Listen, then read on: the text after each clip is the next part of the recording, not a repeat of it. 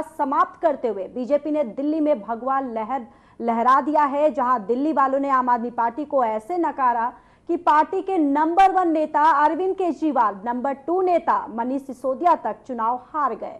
तो वहीं दिल्ली में बीजेपी को मिली प्रचंड जीत पर पीएम मोदी ने कहा कि विकास और सुशासन की जीत हुई है। पीएम मोदी ने यह भी कहा कि हम दिल्ली के विकास में कोई कोर कसर नहीं छोड़ेंगे, ये गारंटी है। दूसरी ओर अरविंद केजरीवाल ने हार स्वीकार कर ली है। केजरीवाल ने कहा कि हम हार स्वीकार करते हैं। तो देखिए अब दिल्ली में चुनाव के नतीजे आए हैं और जनता का जो भी निर्णय है, जनता का जो भी फैसला है, उसे हम पूरी विनम्रता के साथ स्वीकार करते हैं। जनता का निर्णय सर माथे पर। मैं भारतीय जनता पार्टी को इस जीत के लिए बहुत बहुत बधाई देता हूं और मैं उम्मीद करता हूं कि जिस उम्मीद के साथ और जिस आशा के साथ लोगों ने उनको बहुमत दिया है, वो उन सभी उम्मीदों और आशाओं पे पूरा उतरेंगे। हमने पिछले 10 साल में जनता ने जो मौका दिया हमें, उन 10 सालों में हमने बहुत सारे काम किए। शिक्षा के क्षेत्र में, स्वास्थ्य के क्षेत्र में, पानी के क्षेत्र में, बिजली के क्षेत्र में और भी अलग अलग तरीके से लोगों को राहत पहुंचाने की कोशिश की उनकी ज़िंदगी में, और दिल्ली के इंफ्रास्ट्रक्चर को भी हमने सुधारने की कोशिश की। अब जो जनता ने हमें निर्णय दिया है, हम न केवल एक कंस्ट्रक्टिव ऑपोजिशन का रोल निभाएंगे, बल्कि हम समाज सेवा, जनता के सुख दुख में काम आना, व्यक्तिगत तौर पे जिसको भी जो ज़रूरत होगी, हम लोगों के सुख दुख में हमेशा काम आएंगे। क्योंकि हम राजनीति में कोई सत्ता के लिए नहीं आए, हम राजनीति को एक ज़रिया मानते हैं जिसके ज़रिए जनता की सेवा की जा सके, जिसके ज़रिए लोगों के सुख दुख में काम आया जा सके। वो काम हम करते रहेंगे और हमें आगे भी इसी तरह से जनता के सुख दुख में काम आना है। मैं आम आदमी पार्टी के सभी कार्यकर्ताओं को बहुत बहुत बधाई देना चाहता हूं। वो बहुत शानदार चुनाव लड़े, बहुत मेहनत की, उन्होंने बहुत कुछ सहा इस पूरे चुनाव के दौरान। उन्होंने बहुत शानदार चुनाव लड़ा। इसके लिए मैं उन सबको, सभी कार्यकर्ताओं को बहुत बहुत बधाई देना चाहता हूं। नमस्कार। नमस्कार।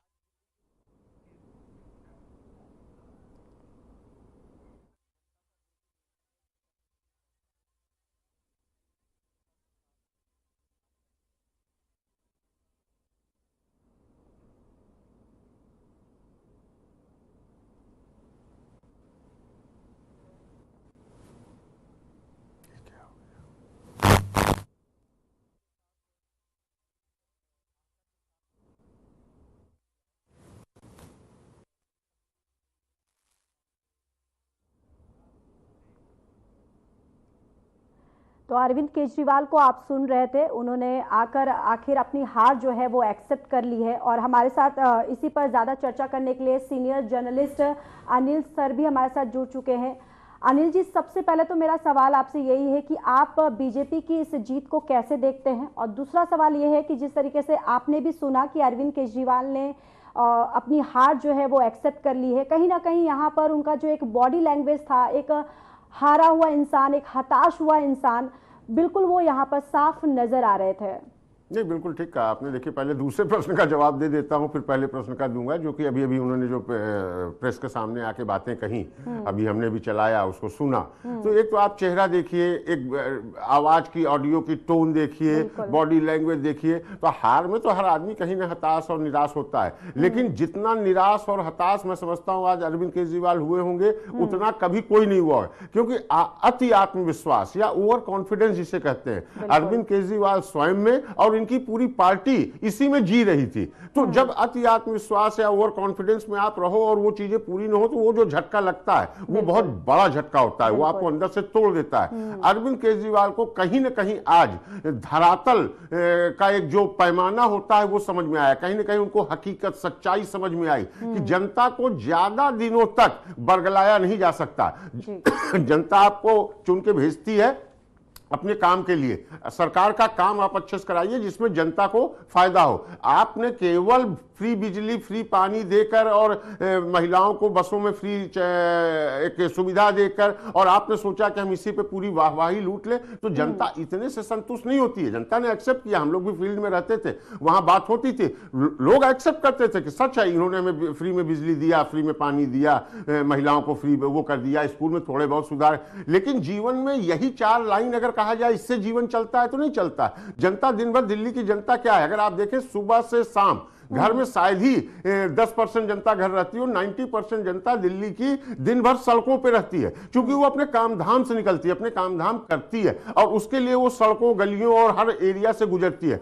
एक तो सड़कों गलियों का टूटना और इतना खराब होना, देश की राजधानी दिल्ली, उसमें इतनी ज्यादा गंदगी होना कि लोगों को नाक दबा के चलना पड़े। और उससे बड़ी बात कि जो पोल्यूशन का हाल हुआ, जिस ढंग से प्रदूषण पूरे दिल्ली में फैला, और जनता को अगर आप देखें तो आज भी लोगों को मास्क लगा के चलना पड़ रहा है। तो ये कह के पहली बार हुआ, जब ज्यादा हुआ तो इसी आम आदमी पार्टी ने पंजाब सरकार पर आरोप लगा दिया कि वहां से ये जलकर आ रहा, तब वहां पर आपकी सरकार नहीं थी। ये पड़ोसियों को, पाकिस्तान को इस तरह के आरोप लगा के बचते रहे। लेकिन जब इनकी खुद की सरकार बन गई तो आप इसी साल देख ले पोल्यूशन का क्या हाल था और पंजाब में किस तरह पराली जलाई गई है, उसकी पूरी रिपोर्ट आई है। तो इनकी सरकार ने क्या काम किया, ये खुद की सरकार के किए हुए कामों को न गिना के कहीं ना कहीं सेंट्रल गवर्नमेंट या अन्य कोई कारणों पे जो ये आरोप प्रत्यारोप के लिए खेल कर रहे थे पिछले 10-11 सालों से, जनता कहीं ना कहीं उससे ऊब गई थी। आपने बड़े बड़े वादे किए, अगर आप ज्योति ध्यान दे, इसी चुनाव में रोज अगर आप देखें प्रक्रिया दर प्रक्रिया रोज अरविंद केजरीवाल कैमरे पे आते थे, हमने जनता के लिए ये डिसाइड कर लिया, हम जनता को ये करेंगे, हम वो करें, सब फ्यूचर टेंस में, भविष्य में बातें हो रही थी। और जनता का ये कहना था इसके पहले जो आपने वादा किया वो कहां गया, उसमें से 10% 20% पूरे हुए, बाकी क्यों नहीं पूरे हुए? मैं तो करने का प्रयास कर रहा हूं, दिल्ली सरकार, केंद्र सरकार मुझे नहीं करने।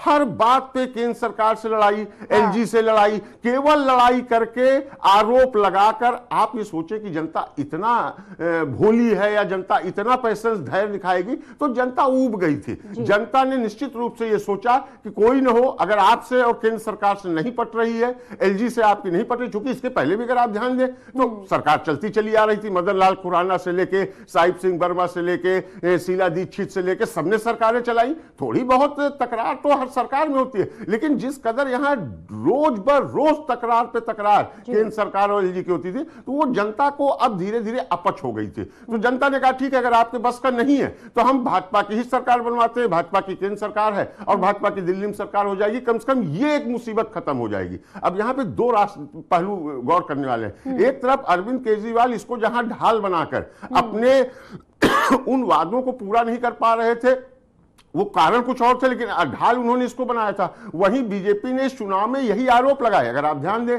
सड़कें बहुत खराब हैं, गलियां बहुत गंदी हैं, कूड़े का पहाड़ इकट्ठा हो गया, यमुना साफ नहीं हुआ। अच्छी बात है, आपने आरोप लगाया और जनता ने कहीं ना कहीं आप पर विश्वास जता दिया है। लेकिन अरविंद केजरीवाल से कहीं बहुत बड़ी जिम्मेदारी अब बीजेपी को जनता ने दी है, क्योंकि बीजेपी के पास ये रास्ता बचने का अब नहीं बचा है। वो ये नहीं कह सकती केंद्र सरकार ने हमें सहयोग नहीं किया, वो ये नहीं कह सकती कि एलजी हमारी फाइलों पर रोड़े अटका रहा है। अब बीजेपी की भी एक बहुत नैतिक जिम्मेदारी बनती है और मुझे लगता है कि शायद बीजेपी इस पर जोर शोर से काम करेगी, क्योंकि बीजेपी मतलब मोदी जी का डायरेक्ट इन्वॉल्वमेंट होना। मोदी जी ने जिस तरह, खैर वो हर चुनाव में करते हैं, लेकिन इस चुनाव में जिस तरह से उन्होंने गलियों घूमकर अपना एक कहीं ना कहीं अपना स्कोप बनाया, और मोदी जी का यह कहना, अगर आप ज्योति ध्यान दें, कि जो अरविंद केजरीवाल निगेटिव एक कहीं मैसेज दे रहे थे कि अगर आम आदमी पार्टी की सरकार चली गई तो जो हमने आपको सुविधाएं दी हैं, फायदे दिए हैं, वो बीजेपी की सरकार रोक लेगी। तो अगर आप ध्यान दीजिए तो इस बात को मोदी जी ने गारंटी ली थी कि आम आदमी पार्टी के द्वारा चलाई गई कोई योजनाएं बंद नहीं होंगी, बल्कि उसमें जो करप्शन होगा उस पर रोक लगा देंगे और हम इससे ज्यादा सुविधाएं आपको देंगे। आप ध्यान दीजिए, उन्होंने 2100 कहा था, इन्होंने 2500 कह दिया। इन्होंने एक हाथ और आगे बढ़ाया कि हर गर्भवती महिला को 21,000। तो जनता को एक उम्मीद दिखी, आशा दिखी। तो जनता का यह कहना है कि ठीक है, हमने तुमको 11 साल देख लिया, तुम हर बार रोते हो, हर बार रोना रोते हो, क्यों ना हम एक बार बीजेपी को देख ले। तो इसी उम्मीद में, इसी उसके तहत बढ़ते हुए कहीं ना कहीं जनता ने एक बीजेपी को मौका दिया। लेकिन ज्योति, हमें एक बात और बहुत खास बताना चाहूंगा कि इससे बीजेपी को बहुत खुश भी होने की जरूरत नहीं है और आम आदमी पार्टी को मंथन करने की जरूरत है, क्योंकि इसमें ध्यान दीजिए, पूरे चुनाव में 48.6 46% वोट बीजेपी को मिले हैं। अब 46% अरविंद केजरीवाल को मिले, मतलब केवल 2% का वोटों का अंतर है। ऐसा नहीं कि आम आदमी पार्टी का जनाधार खिसक गया है। अभी इस चुनाव में तो जनता उसके साथ खड़ी दिख रही है, केवल 2% का हुआ, तो इसलिए भाजपा को बहुत संभल के देखना पड़ेगा। बिल्कुल, और सही आपने ये भी कहा कि अनिल जी कि अब आम आदमी पार्टी को कहीं ना कहीं अपने अंदर खाने चिंतन मंथन की भी जरूरत है और करना भी चाहिए। चलिए, अब इसी खबर पर हमारे साथ वरिष्ठ पत्रकार अरुण कुमार भी जुड़ चुके हैं। बहुत बहुत स्वागत है अरुण आपका। और देखिए, सबसे पहले मेरा यही सवाल है कि आप बीजेपी की जो ये जीत को कैसे आप देखते हैं? देखिए, मैं अरुण कुमार पांडे हूँ। मैं मानता हूँ दिल्ली का जो आज नतीजा आया है, ये जितनी बड़ी जीत बीजेपी की है। 27 साल के बाद सत्ता से वनवास समाप्त हुआ है बीजेपी का, तो ये बड़ी जीत है। ये नरेंद्र मोदी 14 में आए थे, तब 7 राज्यों में भाजपा और उसके सहयोगी सत्ता में थे। 2 जगह सहयोगी और 5 जगह बीजेपी। अब ये 18 में याद होगा कि 18 में 21 राज्यों में बीजेपी हुई। आज 16 राज्यों में बीजेपी सत्ता में है और एक जुड़ गया उसमें दिल्ली। दिल्ली में केंद्र सरकार की सत्ता होती है। राष्ट्रीय राजधानी का जो प्रदेश है वहां उसके सत्ता में नहीं होना एक बड़ी खली थी। तो ये तो रोज रोज ये दिल्ली का जो चुनाव है, अरविंद केजरीवाल वर्सेस नरेंद्र मोदी का चुनाव हुआ और उसमें जो नरेंद्र मोदी का मैजिक इस चुनाव में चला, जैसे मैं मानता हूं कि लोकसभा के चुनाव में भले ही बीजेपी को 400 का नारा काम ना आया, 240 सीट भी जीती भाजपा, तो उसके सहयोगी ही उसके साथ जीते थे, जिसमें तीसरी बार प्रधानमंत्री नरेंद्र मोदी मिले। आज इस चुनाव नतीजे के बाद प्रधानमंत्री का जो एक्स पर पोस्ट देखने को मिला, तो ये भरोसा किया जाना चाहिए, उन्होंने खुद ही दोहराया है कि हमने जो वादा किया, भरोसा किया, अब वो दिल्ली राष्ट्रीय राजधानी है, अब वो वर्ल्ड क्लास सिटी बनेगा। और ये सचमुच हैरानी की बात है कि जो देश की राजधानी हो, वहाँ के लोगों को सड़क, बिजली और शुद्ध पानी के लिए तरसना पड़ता हो, वो समस्या रही हो, चाहे वो सरकार अरविंद केजरीवाल की रही हो या पीछे और किसी की सरकार रही हो। तो ये दिल्ली के चुनाव को मैं इस रूप में देखता हूँ कि एक बड़ी बात हुई कि जो भाजपा विरोधी और नरेंद्र मोदी विरोधी सबसे बड़ा चेहरा अरविंद केजरीवाल बने थे। ये उनकी न सिर्फ उनकी हार हुई, उनकी पार्टी की भी हार हो गई। तो ये तो सबसे बड़ा है कि विपक्ष की राजनीति को धक्का लगा है। कांग्रेस जो अकेले अपने बूते लड़ी इस चुनाव में, आज तीसरा चुनाव है जो उसका खाता भी नहीं खुला। जी अरुण जी, आपसे इसका जवाब लूंगी। अरुण जी बने रहिए।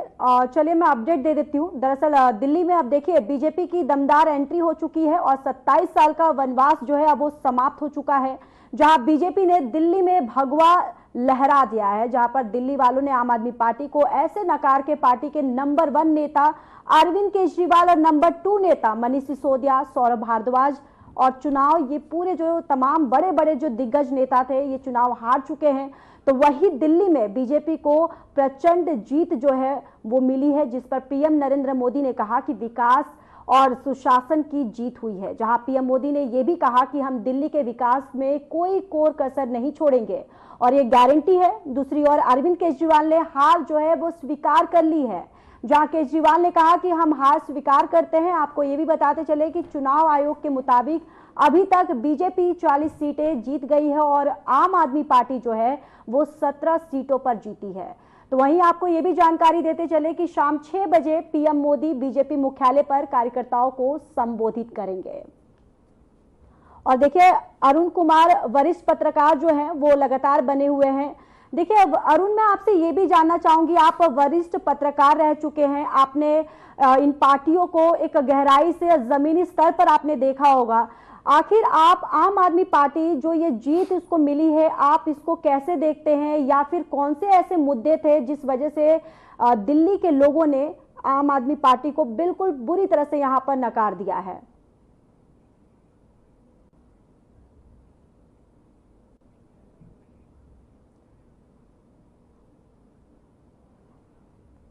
अरुण जी, आवाज मेरी आ रही है आप तक? मैं कह रहा हूँ कि अन्ना हजारे भ्रष्टाचार विरोधी आंदोलन की उपज है। वो जो आदमी भ्रष्टाचार विरोधी आंदोलन की उपज रहा हो और सत्ता में आने के बाद भ्रष्टाचार का आरोपी बन गया हो, उसे जेल जाने की नौबत होती है, जमानत पर छूटता है और वो आदमी लीक से हटकर करता है कि हम जेल से ही राज करेंगे, तो ये बिल्कुल उनकी साख और उनके काम दोनों ध्वस्त हो गए। उनके काम में जो आपने देखा कि जनता जो अपेक्षा करती थी, जो उम्मीद उनसे की थी, जो लोगों को उन्हें भरोसा दिलाया था, वो कोई वायदा पूरा नहीं किया। तो न वायदे पर खड़े हुए, न साख थी उनकी आम आदमी पार्टी की।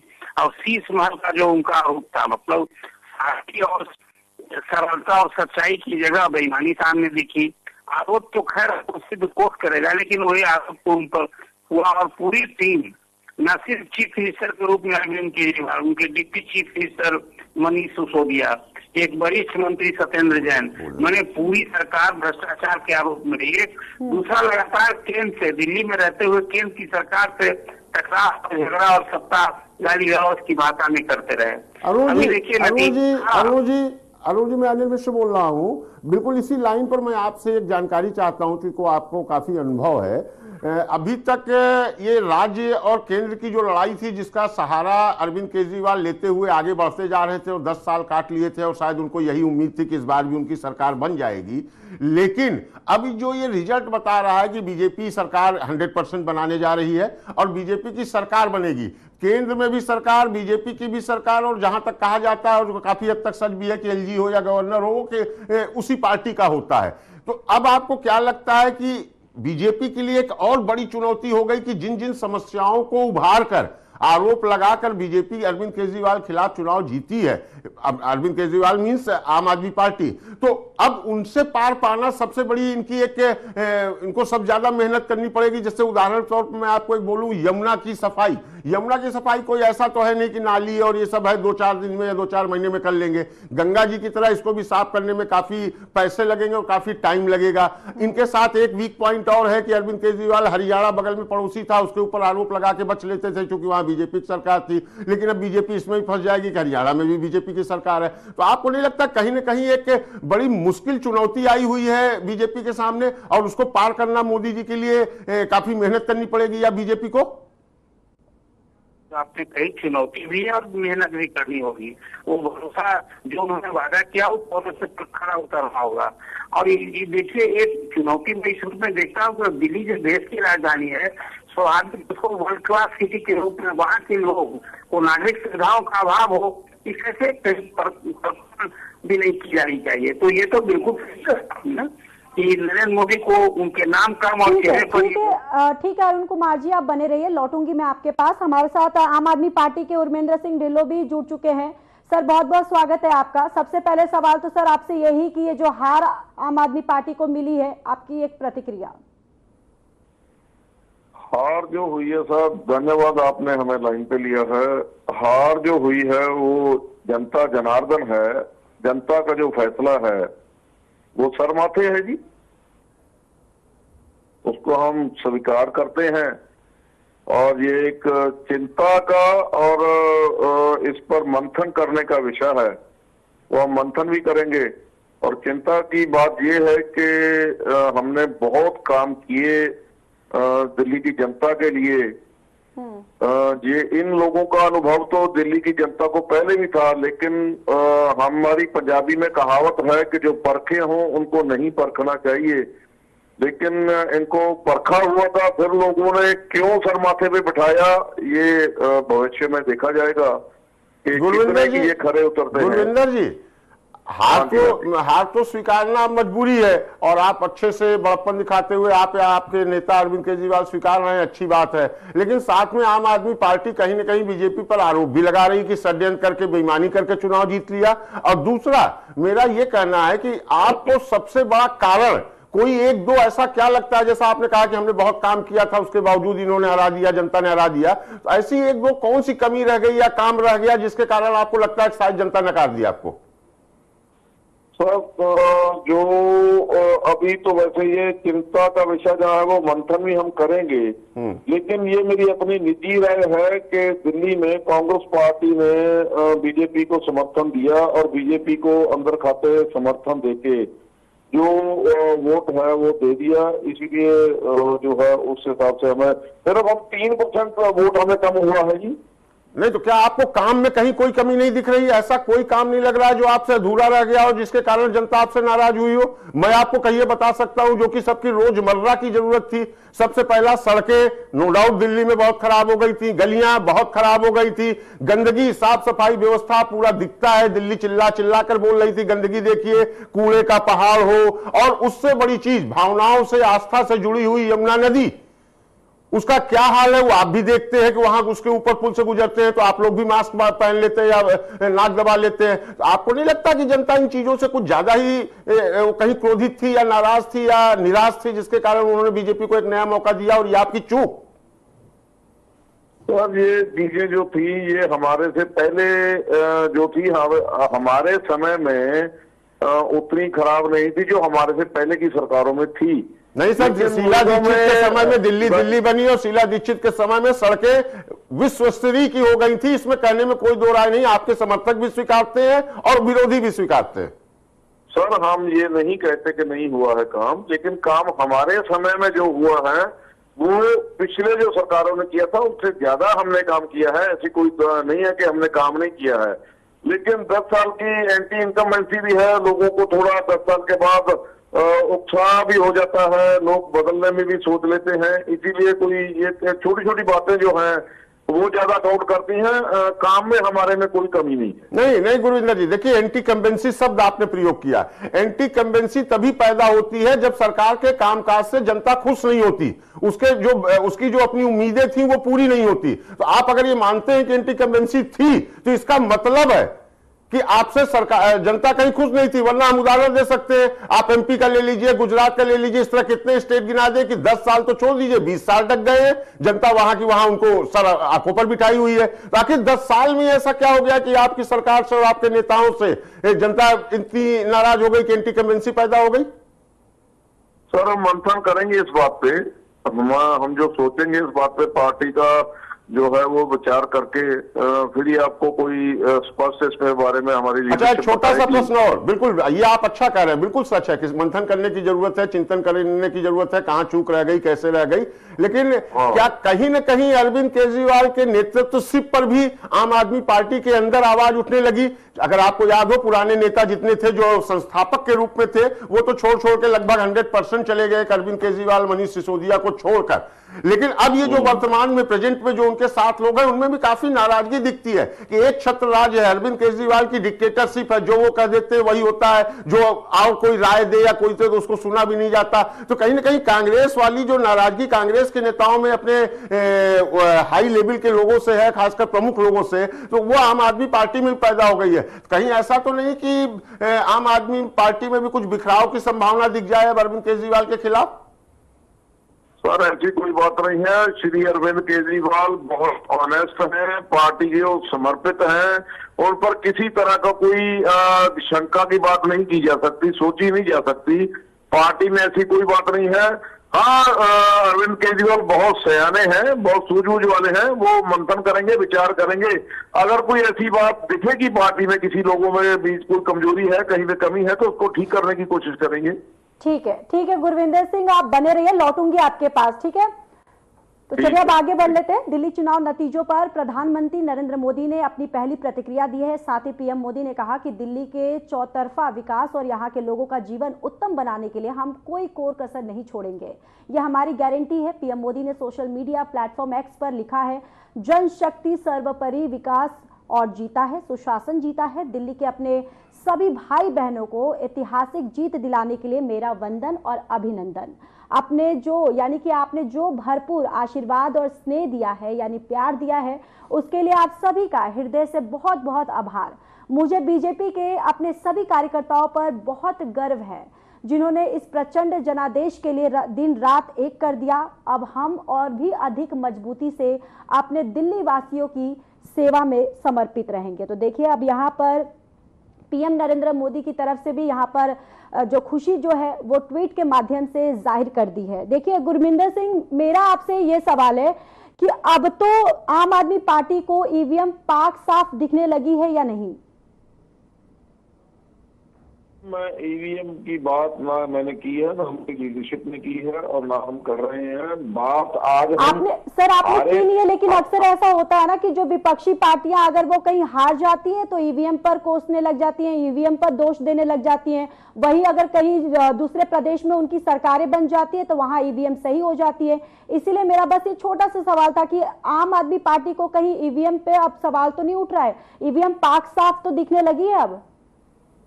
मैम, मैं आपको ईवीएम को मैं पहले ही निवेदन कर चुका हूं कि ईवीएम की बात ना हमारे किसी लीडर ने की है, ना हम कर रहे हैं। और जो भविष्य में उस पर मंथन करने के बाद जो निकलेगा, इस बात पर उस पर स्टेटमेंट दिया जाएगा। बात मैं जो कर रहा था, मुझे भी बोलने का मौका दीजिए। देखो, हम दिल्ली में हारे हैं, लेकिन एक बात स्पष्ट है कि हम डूबे नहीं हैं। हमें 43% वोट मिला है, 46% वोट बीजेपी को मिला है। लोग अभी भी सिर्फ 3% वोटों के मार्जिन से सीटों का गड़बड़ेशन हुआ है, थोड़ी थोड़ी वोटों से जीते हैं ये लोग। ये को सोचो कि इनकी बहुत बड़ी जीत हुई है, सीटों की जीत है, लेकिन लोग जो हैं वो हमारे साथ हैं। हम हारे हैं, हम डूबे नहीं हैं। तो गुरविंदर जी, कांग्रेस ने भी लगभग 7% के लगभग थोड़ा सा ऊपर नीचे वोट पाया है, तो क्या आप सीधा ये कहेंगे कि अगर कांग्रेस न होती तो आप जीत जाते, तस्वीर बदल जाती?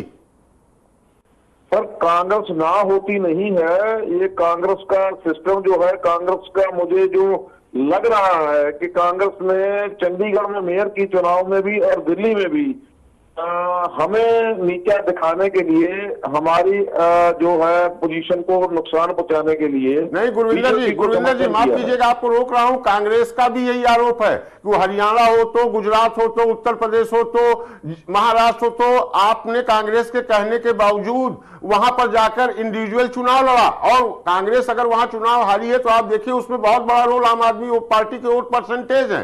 तो अगर कांग्रेस वही काम करती है, दिल्ली में आके आपके खिलाफ चुनाव लड़ती है, एक राजनीतिक पार्टी है, अपने अस्तित्व की लड़ाई लड़ रही है, अपना जमीन बनाना चाह रही है, तो इसमें उसकी गलती क्या है? आप अपना चुनाव लड़ रहे थे, वो अपनी चुनाव लड़ रही है। सर, वो अपने लिए चुनाव लड़ती तो कोई बात नहीं थी, वो बीजेपी के लिए चुनाव लड़ रही थी। नहीं, अब ये तो केवल आरोप लगा देना है ना। आखिर आम कांग्रेस भी तो अपनी पूरा जी जान लगा रही थी, अपने वोटों के 70 के 70 सीटों पे कैंडिडेट खड़ा किया था और पूरा प्रचार कर रही थी। और ये कहना एक मजाक हो जाएगा कि कांग्रेस कहीं चाहेगी कि बीजेपी चुनाव जीत जाए। आज भी देखा जाए तो अगर दो प्रतिद्वंदी सबसे रियल पार्टियां हैं जो कि विचारधारा की लड़ाई है और दोनों बिल्कुल विपरीत है एक दूसरे के, तो ना मैं समझता हूं कहीं बीजेपी कांग्रेस की से हेल्प कर सकती है, और ना मैं समझता हूं कांग्रेस कभी सपने में भी बीजेपी की, क्योंकि आज कांग्रेस की जो दुर्गति हुई है पूरे देश में, उसका केवल और केवल कारण है बीजेपी। तो आपका यह कहना आम जनता को बिल्कुल पचेगा नहीं कि कांग्रेस बीजेपी को जिताने के लिए लड़ रही थी। सर, चंडीगढ़ में उदाहरण है, चंडीगढ़ में कांग्रेस के जो काउंसलर थे उन्होंने वोट डालकर बीजेपी का मेयर बनाया, और डिप्टी और सीनियर और डिप्टी सीनियर वो सभी कांग्रेस के दोनों बने। आपके सामने है, थोड़े देर पहले की उदाहरण। आप याद करें गुरविंदर जी, आप याद करें तो आपकी पहली सरकार भी कांग्रेस ने बनाया था जब आपका बहुमत नहीं था। ये तो देखिए राजनीतिक समय होता है, माहौल होता है, ये कूटनीति कहलाती है। हर पार्टियां अपने अपने फायदे और हित के लिए वो तरह तरह की चाल चलती है। लेकिन अगर आप ये समझते हो कि कांग्रेस दिल्ली छोड़ देती बिल्कुल आपके लिए खुले मैदान में, या दूसरा आरोप कि कांग्रेस बीजेपी को जिताना चाह रही थी, तो ये शायद किसी के गले नहीं उतरेगा। जी ठीक है गुरविंदर सिंह, मैं इसका जवाब आपसे लूंगी, बने रहिए। देखिए हमारे साथ लगातार वरिष्ठ पत्रकार अरुण कुमार पांडे भी जुड़े हुए हैं। अरुण, देखिए हम आपसे ये समझना चाहेंगे कि क्या अगर दिल्ली में भी आम आदमी पार्टी और कांग्रेस साथ में अगर लड़ी होती तो क्या नतीजे कुछ और होते? तो जैसा विजेंद्र जी बता रहे हैं, जितना कम परसेंट के पोस्ट जीत हुई है तो स्वाभाविक लड़ाई कुछ और होती, साथ लड़ी होती तो ठीक है। मैं कश्मीर के चीफ मिनिस्टर की प्रतिक्रिया को सही मानता हूं कि और लड़ो। जब आपस में इंडिया अलायंस में सारे लोग, आज कांग्रेस कहीं आप इन 3-4 राज्यों की आपने चर्चा की, गुरविंदर जी भले न मान रहे हो, अब कांग्रेस को ही हरा करके, शीला दीक्षित को हरा करके अरविंद केजरीवाल चीफ मिनिस्टर बने थे, तो क्या कांग्रेस को घर बैठे रहना चाहिए? एक नेशनल पार्टी है, उसको दिल्ली के चुनावी परिदृश्य से बाहर रहना चाहिए। अब तो लोकसभा के चुनाव दोनों साथ लड़े थे, तो रिजल्ट आपके सामने है। इसे कांग्रेस तो अपने भले इस तीसरा चुनाव है जिसमें कांग्रेस का आता नहीं पूरा, लेकिन लड़ी और उसके वोट जो है 4% से 7%, 8% वोट बढ़ा है। ये ठीक है कि 7 यदि आप और कांग्रेस लड़ी होती विधानसभा का भी चुनाव, तो जो आज नतीजा आपको देखना पड़ा है शायद वो नहीं देखना पड़ता। कांग्रेस का खाता भी खुल जाता और आप दोनों मिलकर सत्ता में भी आ सकते थे, सत्ता बची होती। चौथी बार अरविंद केजरीवाल चीफ मिनिस्टर बन सकते थे। अरुण जी, क्या आपको कहीं नहीं लगता कि अरविंद केजरीवाल का अहम कह ले या अति आत्मविश्वास कह ले कि उन्होंने कांग्रेस को घास भी नहीं डाला? कांग्रेस कहीं ना कहीं चाहती थी कि थोड़ा बहुत मिलजुल के चले, लेकिन ये गलती तो मुझे लगता है अरविंद केजरीवाल से हो गई।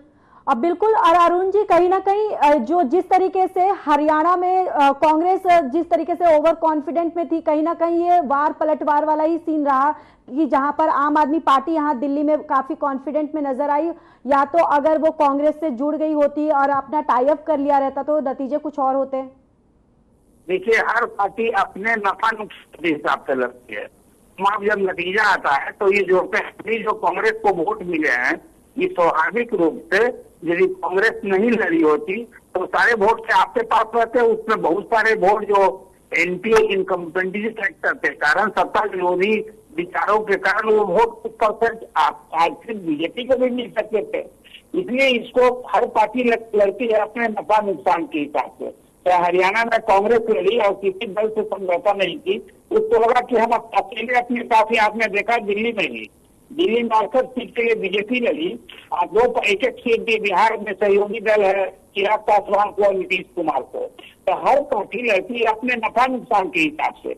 अब यहाँ तक आपको ये सवाल है, अब वो तो उनका अपना दर्द है। अब लेकिन कांग्रेस का सभी सीट के लिए लड़ना, मैं मानता हूँ कि भविष्य की राजनीति के लिए कांग्रेस निश्चित रूप से अपना भविष्य सुधारना चाहती है। तो पूरे देश भर में अभी जो किसी के सहारे लड़ती है, किसी कहिए कि वो सब, चाहे बिहार हो चाहे यूपी हो, कहीं भी वो अपने बूते कहीं नहीं लड़ रही है। तो ये जो एक स्थिति कांग्रेस की यहाँ पड़ी है, इसलिए कांग्रेस लगातार, लेकिन राष्ट्रीय राजनीति में तो एक और बीजेपी है, एक तो कांग्रेस है। आज कांग्रेस यदि लोकसभा का चुनाव उस हिसाब से न लड़ी होती तो आज राहुल गांधी जो विपक्ष के नेता हैं, लगभग 100 सीटें मिली, नहीं मिली होती। इसलिए दिल्ली के चुनाव को मैं इस दृष्टि से देखता हूँ। भले कोई सीट नहीं आई है, लेकिन 12 क्षेत्रों में या कुछ क्षेत्रों में जो वोट आए हैं, कांग्रेस के परसेंटेज वोट भी बढ़े हैं। तो यदि सभी सीट लड़ी तभी उसका वोट बढ़ा है। इसलिए इसको इस रूप में देखा जाना चाहिए। बिल्कुल। अब देखिए, अब चिंतन मंथन की भी जरूरत है यहाँ पर। बहुत बहुत धन्यवाद आप दोनों का इस चर्चा में शामिल होने के लिए। चलिए अब आगे बढ़ लेते हैं और बात कर लेते हैं दिल्ली चुनाव के नतीजे जो हैं वो सामने आने के बाद बीजेपी दफ्तर में अब जश्न का माहौल है, तो वहीं आम आदमी पार्टी के ऑफिस के बाहर सन्नाटा पसरा हुआ नजर आ रहा है। बीजेपी को बम्पर बहुमत मिल चुका है, तो वहीं बम्पर जीत के बाद प्रधानमंत्री नरेंद्र मोदी आज शाम 6 बजे बीजेपी मुख्यालय जाएंगे और कार्यकर्ताओं को संबोधित करेंगे। तो देखिए अनिल जी, अब यहाँ पर बीजेपी कार्यकर्ता जो है पूरी तरह से उनमें जोश देखने को मिल रहा है। और देखिए बीजेपी मुख्यालय के यहाँ पर किस तरीके से जश्न की जो ये तस्वीरें देखी जा रही हैं, और साथ ही साथ अब बीजेपी कार्यकर्ताओं का ये भी कहना है कि दिल्ली में इतना कीचड़ फैल गया था कि कमल खिलना बहुत जरूरी था। बिल्कुल बिल्कुल ठीक कहा। देखिए इसमें थोड़ा सा समझने वाली बात है कि आज बीजेपी कार्यकर्ताओं का जो हम लोग बार बार कह रहे हैं, पूरी मीडिया कह रही है कि उत्साह में है, जोश में है, मोदी जी आ रहे हैं 6 बजे संबोधित करेंगे, बिल्कुल उनका हक बनता है। और यहाँ एक चेहरे पर विशेष बातचीत करने की जरूरत है, वो है प्रधानमंत्री नरेंद्र मोदी।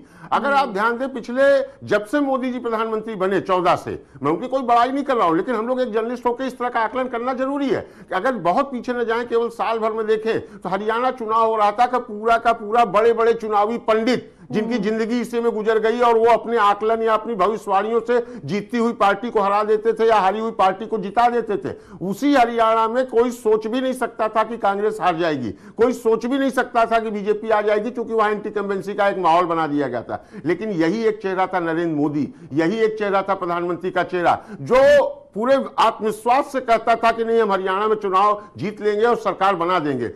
यहां तक कि बीजेपी पार्टी के नेता भी स्वीकारने लगे थे कि हमारी सरकार जा रही है। लेकिन मोदी जी में एक जज्बा है, मोदी जी में काम करने का एक अलग ही तरीका है। खुद तो लगते हैं पूरी पार्टी को, पूरे कार्यकर्ताओं को जिस तरह जोश भर के और एक गाइडलाइन जिसको कहते हैं, जिस गाइडलाइन के तहत वो काम कराते हैं कि रिजल्ट को पलट देते हैं। हरियाणा में उन्होंने पलट के दिखा दिया। यही चीज महाराष्ट्र में देख लीजिए, वहां भी उन्होंने चुनाव को पलट के दिखा दिया। और वर्तमान में प्रेजेंट में अगर देखें तो दिल्ली में बिल्कुल, अगर आप ध्यान दीजिए ज्योति, तो चुनाव के अभी कल तक, एग्जिट पोल आने के पहले तक अगर आप ध्यान दो तो बीजेपी वाले कोई बड़े से बड़े नेता या छोटे, अगर उनसे पूछा जाता था कि आप चुनाव जीत रहे हो, कि आप सरकार बन रही है, तो यही कहते थे कि हमारी सरकार बन रही है, हम बता दे रहे हैं। उनसे अगर कोई कहे सीट बता दो तो कहते थे मैं ये कह सकता हूं बहुमत में मेरी सरकार। मतलब उनको बहुत उम्मीद थी तो 35, 36, 40 तक पहुंच जाएंगे तो बहुत बड़ी बात है। लेकिन ये मोदी ही थे, अगर आप ध्यान दीजिए क्या दिमाग लगाया था, क्या उन्होंने आपदा शब्द, एक तो आप अगर ये ध्यान दें, पोस्टर भी जारी कर दिया है। जिस तरह से मोदी जी हर चुनाव में कोई न कोई नया वर्ड, नया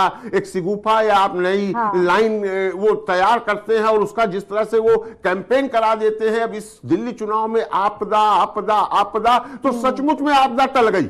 तो ये अब मोदी जी का एक अपना आत्मविश्वास सोचिए, अपना कॉन्फिडेंस देखिए, और उनके अपने आत्मविश्वास और कॉन्फिडेंस कारण जहां वो धीरे धीरे धीरे पूरे भारतवर्ष को कब्जा करते जा रहे हैं अपनी सरकार के द्वारा। एक दिल्ली चूंकि राजधानी थी, बिल्कुल सेंटर में बैठी हुई थी, जहां मोदी जी स्वयं बैठते थे, निश्चित है उनके मन में, दिल में बड़ी टीस रहती रही होगी। 27 साल तो था, लेकिन पिछले 11 सालों से जिस तरह मोदी जी यही प्रधानमंत्री होकर बैठते थे और उनको ये रात दिन लगता था कि दिल्ली में मेरी सरकार नहीं है, और अरविंद केजरीवाल सुबह शाम दिन रात रोना रोते रहते थे और कहीं ना कहीं मोदी के पैरेलल अपने को खड़ा करके कोसते रहते थे हर एक घटना पे। तो वो मोदी और बीजेपी के लिए बहुत कष्टदायी था। लेकिन ये कहीं ना कहीं मोदी की रणनीति कह लें, कूटनीति कह लें, समझ कह लें, वो मोदी करिश्मा काम करते हैं। और मोदी जी कहीं ना कहीं बड़ी प्लानिंग से और बड़े धैर्य के साथ, जिसे कहते हैं, वो एक एक कदम बढ़ाते रहते हैं। और जब उनको मौका मिलता है, जैसे पहलवान कुश्ती जब लड़ते हैं और जब वो एक मौके की तलाश में रहते हैं कि कब हमको मौका मिले, हम उठा के उनको पट कर दे, चित कर दे,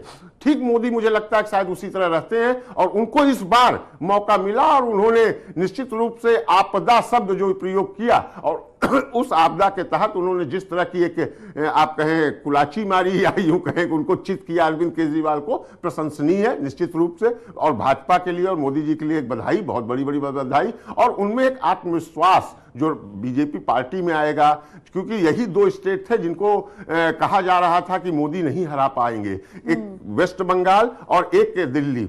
क्योंकि वेस्ट बंगाल में जिस तरह से ममता बनर्जी की पकड़ बनी थी, वहां भी मोदी जी ने बहुत मेहनत की थी, इसमें कोई दो राय नहीं, वहां भी इसी तरह की चालें चली थी, लेकिन वहां असफल हो गए थे।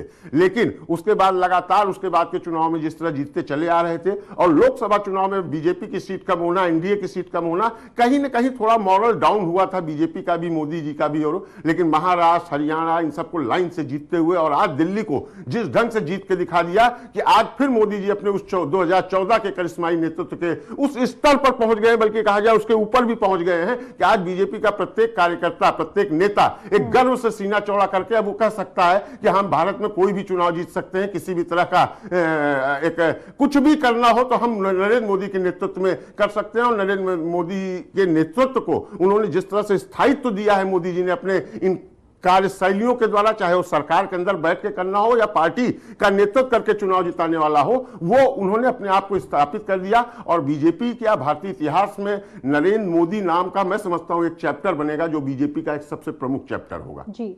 और अनिल जी, मैं ये भी समझना चाहूंगी आपसे कि जो ये नतीजे दिल्ली में आए हैं, क्या इसका असर दूसरे राज्यों में भी देखने को मिलेगा? खास करके पंजाब की अगर बात करें तो क्या पंजाब में भी इसका असर देखने को मिलेगा? आपने बहुत सही कहा, अभी चुनाव तो काफी दूर है। हाँ। लेकिन इस चुनाव रिजल्ट ने कहीं न कहीं आम आदमी पार्टी की रात की नींद उड़ा दी है, अरविंद केजरीवाल की रात की नींद उड़ा दी है। क्योंकि वो पंजाब जो एक बहुत ही सेंसिटिव स्टेट माना जाता है हमारे देश में, वो देश की गरिमा, सामरिक हर तरह से अगर देखा जाए तो वहां बड़ा एक चौकन्ना रहना पड़ता है। वहां आम आदमी पार्टी का सरकार बनना, और जिस ढंग से आम आदमी पार्टी की सरकार वहां चल रही है और तरह तरह के आरोप लग रहे हैं, तो कहीं ना कहीं अभी तक चूंकि एक भाजपा का था कि वो एक आरोप से बच रही थी, कहीं ऐसा ना हो जाए कि हमारे ऊपर आरोप लगा दिया जाए कि सरकार गिरा दी, जैसा लगता भी है, किया भी है, मैं तो खुल के कह सकता हूं उन्होंने किया भी है। लेकिन अब ये चुनाव का जो रिजल्ट है वो चूंकि आम आदमी पार्टी पूरी तरह से बैकफुट पे आ जाएगी और बीजेपी का उत्साह या उमंग या कह लें आपका उनका आत्मविश्वास बढ़ेगा।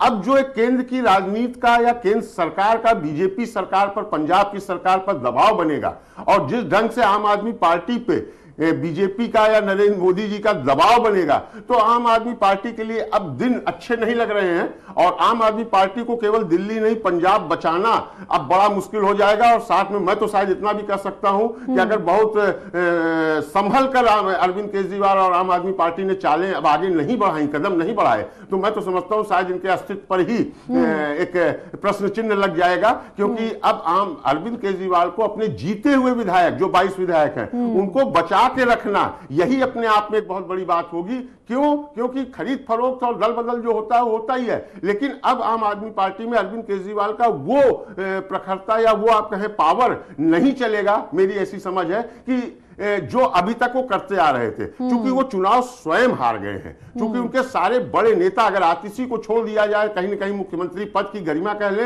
कि मुख्यमंत्री पद की गरिमा उन्होंने बचा ली या आम आदमी पार्टी की कहीं ना कहीं 1% 2% उन्होंने लाज बचा ली, वरना ऊपर से पहले नंबर से 10वें नंबर तक अगर आप देखा जाए, चाहे पहले से 10 देखें या 10 से पहला देखें, पूरी की पूरी धराशायी हो गई है। तो ये एक बहुत बड़ा मैसेज है आम आदमी पार्टी के अंदर कि वो नेतृत्व क्षमता, चाहे वो अरविंद केजरीवाल की अपनी प्रमुख की हो या उसके बाद उन्होंने जो सेकंड लाइन पर लोगों को बिठा रखा था उसके लिए, तो उसको जरूर सोचना पड़ेगा। बिल्कुल। और इसी पर और भी चर्चा करने के लिए हमारे साथ आम आदमी पार्टी से संजय मिश्रा जी जुड़ चुके हैं।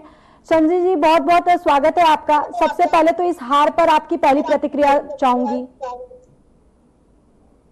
नहीं, देखिए, पहली और लास्ट प्रक्रिया प्रतिक्रिया यही है कि जनता का जनादेश है और जनता का जनादेश शर्माते है, विनम्रता के साथ है। और दूसरी बात कि भारतीय जनता पार्टी की जीत हुई है, उनको हार्दिक बधाई है, शुभकामनाएं हैं। आम आदमी पार्टी को विपक्ष में जनता ने भेजा है। विपक्ष के जो रोल होते हैं, जो काम आम आदमी पार्टी करेंगे और जनता के हित के लिए जो कार्य हो सकते हैं संभव वो किए जाएंगे।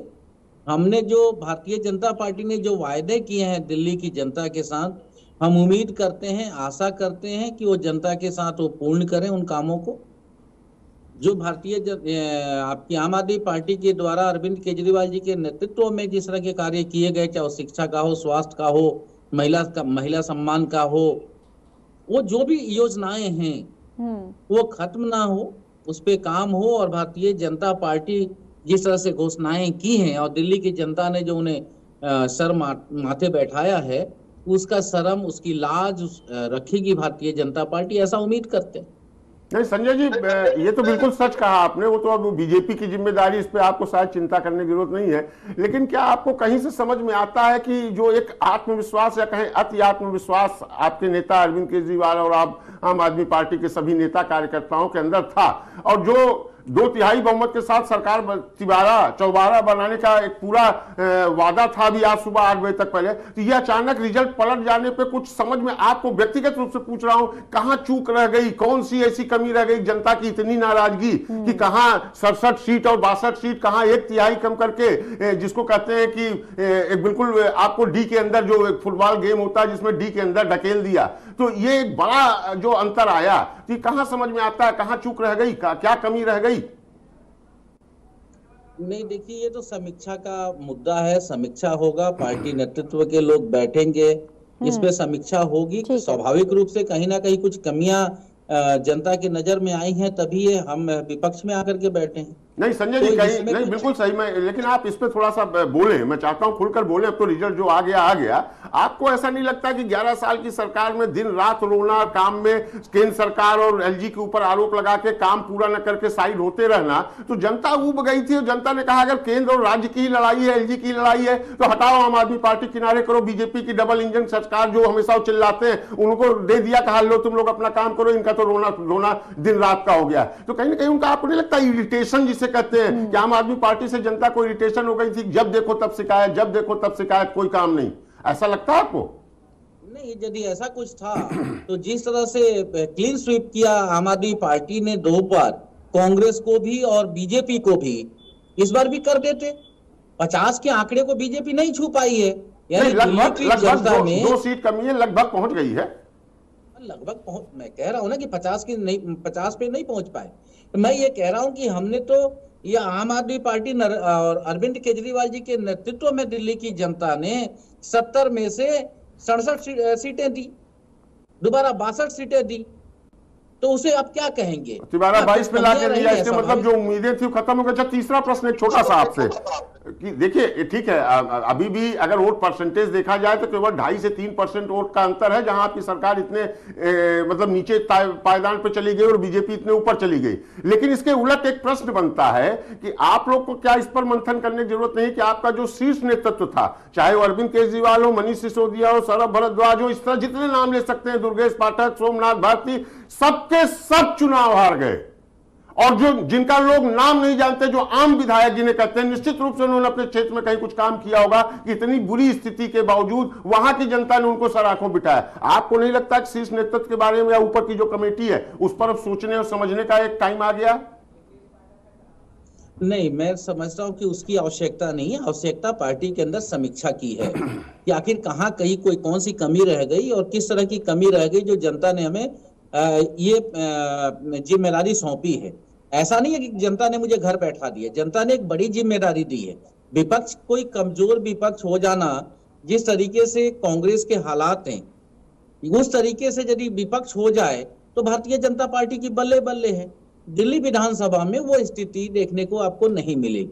भारतीय जनता पार्टी के लोगों को सिर्फ गति नहीं मिली है, उनको एक जिम्मेदारी जनता ने दी है कि ठीक है, आप कह रहे हो कि अरविंद केजरीवाल ने काम नहीं किया, या बहाना बनाते हैं, तो आपके पास तो बहाना नहीं है, आपकी केंद्र में सरकार है और आपने तो कहा था, ये तो भारतीय जनता पार्टी कहती आई है कि दिल्ली की जनता की समस्याओं का समाधान करने के लिए हम हरियाणा से अपनी मदद लेंगे, उत्तर प्रदेश से मदद लेंगे, दिल्ली में हमारी सरकार होगी, वो काम करेगी, हम एमसीडी से मदद लेंगे, एनडीएमसी से मदद लेंगे और केंद्र सरकार से मदद लेंगे। अब तो सब कुछ है, अब करके दिखाइए ना।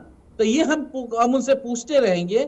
और मैं समझता हूं कि विधानसभा में बैठे हुए आम आदमी पार्टी के एक एक विधायक और बाहर के एक एक कार्यकर्ता ये भारतीय जनता पार्टी से पूछता रहेगा कि आपने इस वायदे को किया, आप पूरा करिए, नहीं कर सकते तो स्वीकारिए कि एक और जुमला था जिसके अंदर दिल्ली की जनता ने। ठीक है संजय जी, अब ये तो देखने वाली बात होगी कि आने वाले समय में बीजेपी अपने वादों को कितना पूरा करती है, ये तो देखने वाली बात होगी।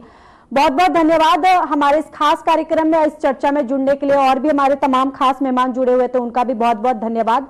और अनिल जी, आपका भी बहुत बहुत धन्यवाद हमारे इस खास कार्यक्रम में जुड़ने के लिए।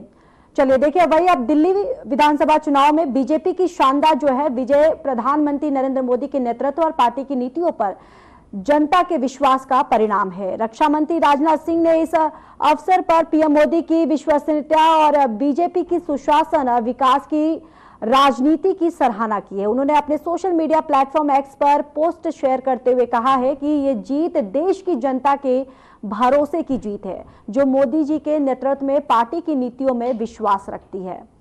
तो चुनाव के नतीजे जो है वो आ चुके हैं और अब देखिए यहाँ पर बीजेपी जो कार्यकर्ता हैं उनमें जोश पूरी तरह से देखने को मिल रहा है।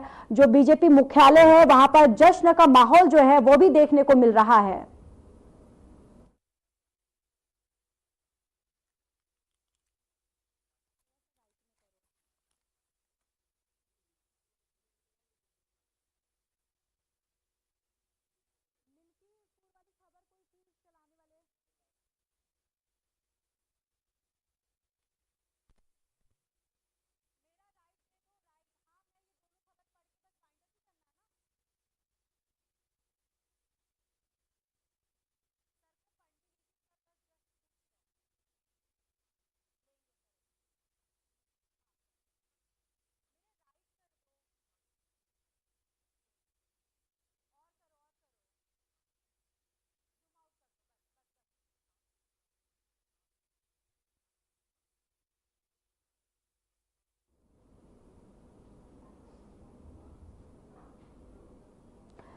तो नई दिल्ली विधानसभा सीट से बीजेपी उम्मीदवार प्रवेश शर्मा ने कहा कि मैं इन नई दिल्ली के अपने मतदाताओं, लाखों कार्यकर्ताओं और प्रधानमंत्री मोदी को धन्यवाद देता हूं।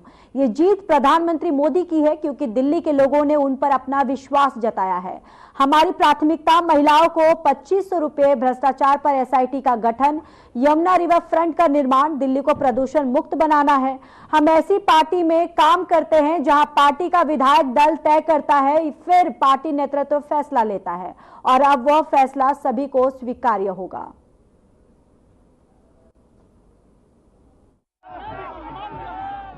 दिल्ली वासियों को बहुत बहुत बधाई देता हूं और मैं हृदय से धन्यवाद करता हूं कि उन्होंने इतनी अपार जीत हमें दी है और इतने लंबे समय के बाद में यहाँ पर भारतीय जनता पार्टी की सरकार बनी है। सबसे खुशी की बात यह है कि जो दिल्ली में सरकार बनेगी वो प्रधानमंत्री जी के साथ में चलकर काम कर पाएगी। हमें उनका 10 साल से साथ नहीं मिल पा रहा था, दिल्ली में कोई काम नहीं हो पा रहा था, मगर ये जो सरकार दिल्ली में बीजेपी की बड़ी जीत पर पटियाला की महारानी परनीत कौर ने बधाई दी है। इस मौके पर उन्होंने कहा कि ये बीजेपी के काम का नतीजा है कि वे भारी बहुमत से जीत रही है। तो देखिए, अब यहां पर जीत के बाद लगातार जो बड़े बड़े दिग्गज नेता हैं उनका यहां पर बधाई देना शुरू हो गया है। जिस तरीके से हमने देखा कि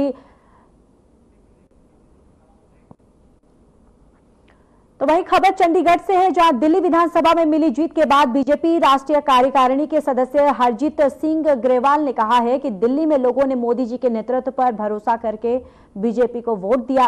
अब पंजाब में भी मुकाबला कांग्रेस और बीजेपी के बीच होगा।